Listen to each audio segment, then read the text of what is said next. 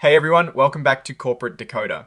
Today we're diving into a filing that might sound a little dry at first, but trust me, it reveals some juicy drama behind the scenes. We're talking about Sharps Technology Incorporated, and their latest report is full of fireworks and potential conflicts of interest. Before we jump into the nitty-gritty, if you enjoy getting the real story behind corporate filings without the jargon, make sure you are subscribed.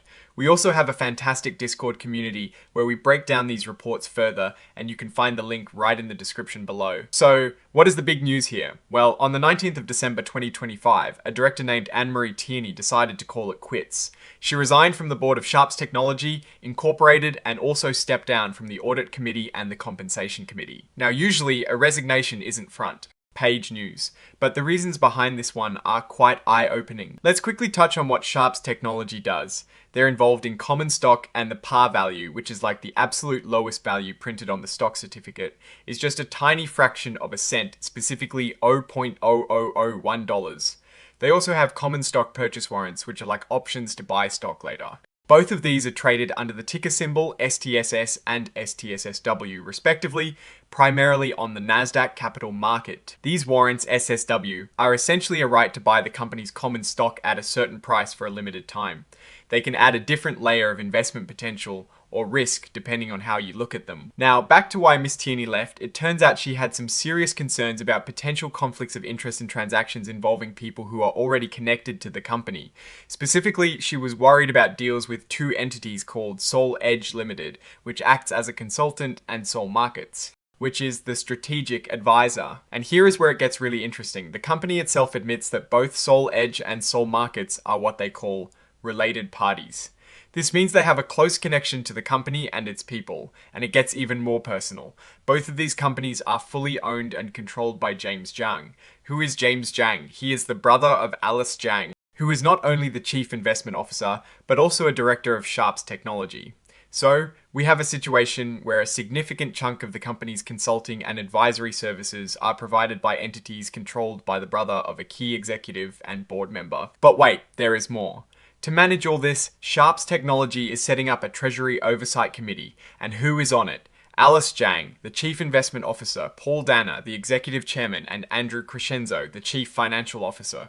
This committee will have direct oversight over these very same consultants and strategic advisors, Sol Edge and Sol Markets. These consultants and advisors are not just offering minor help.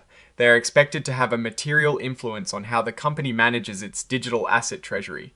That means they'll be deeply involved in setting the company's strategy for things like digital assets, guiding its operations, and offering advice on business growth, especially in the exciting but often volatile crypto technology sector. And to top it all off, Alice Zhang's husband, Jason Hu, is a senior person on the team at Sol Edge, the consultant that actually handles the company's digital assets. So, you have the chief investment officer's brother running the consulting firms, and her husband directly managing the digital assets that those firms consult on. This array of family connections raises some pretty significant questions about potential conflicts of interest and whether decisions are being made with the company's best interest at heart, or if personal relationships are playing too big a role. The company is aware of these concerns, and they've gone through the process of informing Miss Tierney about what they're disclosing in this report. They've given her a chance to respond with a letter, either agreeing or disagreeing with the statements made here. If she does submit a letter, the company has promised to file it as an addition to this report within 3 business days. We'll have to wait and see if she takes them up on that offer and what she has to say. Skipping past some of the more formal legal language, the report is signed off by Paul K. Danner, who is identified as the Principal Executive Officer for Sharps Technology Incorporated. This signature, dated the 23rd of December 2025, officially acknowledges the contents of this filing. Now, looking at this filing, my take is that Sharps Technology is in a bit of a precarious position right now.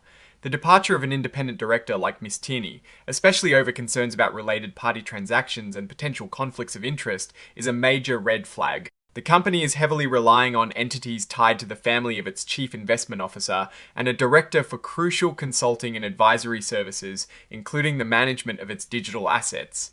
This creates a situation where transparency and impartiality are key, and it seems like those ideals might be under strain. The establishment of a Treasury Oversight Committee with key executives on it to oversee these very same related parties is an attempt to show control, but it doesn't entirely erase the inherent concerns.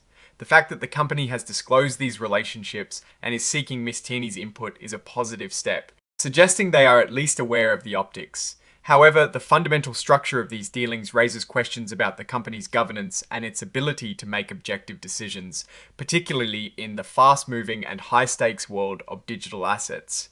The risks here are significant, including potential regulatory scrutiny, reputational damage, and the possibility of financial losses if these related party transactions are not managed with the utmost integrity and adherence to best practices. So, what is the conclusion? Sharp's technology has some very interesting relationships at its core, and the recent resignation highlights potential governance issues. Investors should be very cautious and closely monitor any further disclosures regarding Ms. Tierney's response and the performance and oversight of these related party relationships. The company's future direction hinges on its ability to demonstrate robust governance and maintain stakeholder trust. Alright, that is our deep dive into the Sharp's technology filing. What do you think about these family ties and potential conflicts of interest? Do you see this as a cause for concern or just standard business practice in the crypto world? Let us know your thoughts in the comments below. If you found this breakdown helpful, please hit that like button and subscribe for more corporate insights. Don't forget to join our Discord community for even more discussions. Thanks for watching, and we'll see you in the next one.